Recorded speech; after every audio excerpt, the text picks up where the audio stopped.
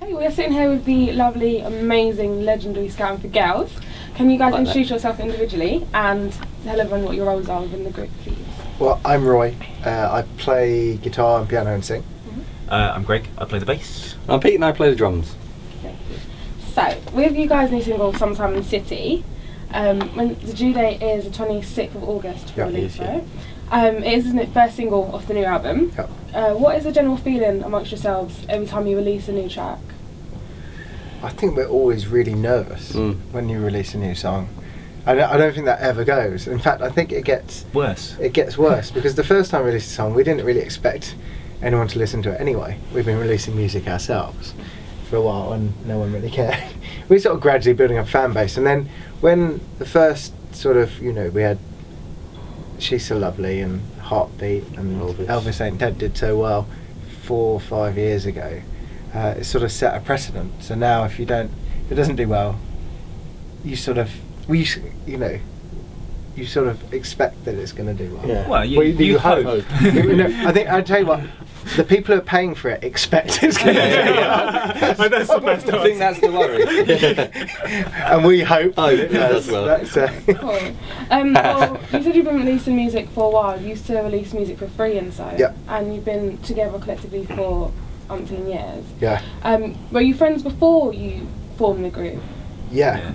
We me and Pete met when we were 7 in the Cub Scouts, hence Scouting for Girls. Me and Greg met when we were 11 at school, and we were friends before we played music together. Me and Greg sort of started playing drums together when we were at school. We saw this drum kit coming to school for the first day. Yeah, and we were just like, that looks so cool. And so we played drums for a couple of years, and then we started playing the guitar, started writing our own songs. We were about 15, formed our first band around then. Pete joined when 16. A couple of years later. So, and here we are. And then 10 years later, we got a record deal. But we spent that 10 years playing lots of dodgy places, playing some dodgy covers, playing some really bad original songs. And once we got to the point where we thought we were getting a bit good, we sort of formed our own little label and formed our own sort of mailing list and sort of built it up that way, really. And by the time we got a record deal, we were kind of making not huge amounts, not enough money to live on it, but we were like running it as kind of a business. And so we had, we were selling out our own shows and we were selling, copies of our record as well. So, okay, so how do you find being best mates and working together, like together 24 hours a day, most times, I guess, when you're touring and you're in the studio? Yeah. I think it makes it a lot easier. Yeah. I couldn't imagine being stuck with people that you'd only just met. Yeah. I think it's a lot harder, 24 hours isn't it? If you don't know someone, you don't know their strengths and weaknesses and I don't know, I'm waiting for a comeback here. It looks like he's thinking about something. I don't know, we just know each other so well, there's no secrets. And all our friends outside of music are friends. We've got our group of friends, so you can't really get away. It's like we're going out for someone's leaving drinks tonight, and we're all going because all our mates are just all our mates, So it's kind I might give it a miss. You're not even joking, are you? I saw him on the phone to his wife. I saw him the other day. He's like going, I know we've been away all week on this radio tour, but are we going?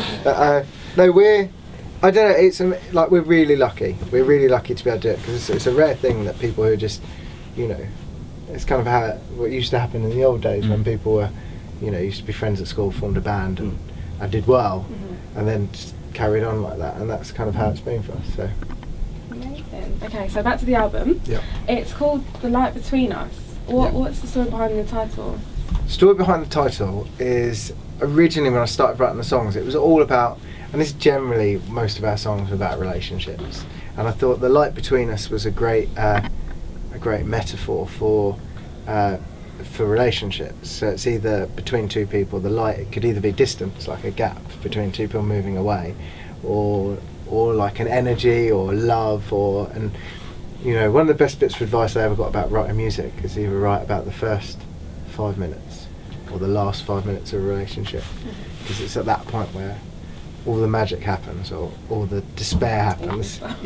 And so that was kind of where The Light Between Us comes from. So that the songs are about that by and large. Okay, and this is your third album. Yeah, it's our third album. So you said that most of your songs are about love, or something. How do you think that this album reflects with the other two? Or do you think you've like stepped into a complete new realm? Because obviously there's been a lot of growth between 2007 when you first released. Or No, I think in many ways, like the productions, you know, the record sounds like a record for 2012. Like, you know, we worked with some of the best producers in the world to make sure it sounded like that.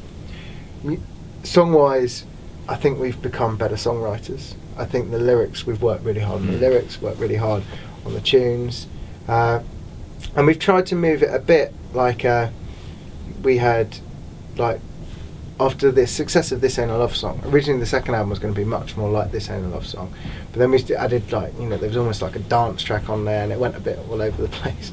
And so this record we kind of focused more on trying to create a record that sounded like a band, really, like a pop band, and then I suppose, you know, Summertime is kind of like that, so the single, because it's kind of like, it sounds very much like a band, but I think, you know, the drums are so big there, it sounds like a, you know, like a record which you can hear on the radio today. So so that's kind of, you know, I feel we've really moved it on. It's the best collection of songs we've ever put together. Okay, cool. How long did the creative process take from the start to the end, finishing of the album?